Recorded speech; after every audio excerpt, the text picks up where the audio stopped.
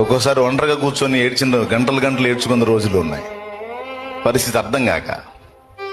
కానీ తర్వాత అవన్నీ నాకు ఎలాగ దోహదపడ్డాయో, ఈరోజు నేను ఇలా నిలవడానికి అవి ఎంత ఉపయోగపడ్డాయో నాకే తెలుసు.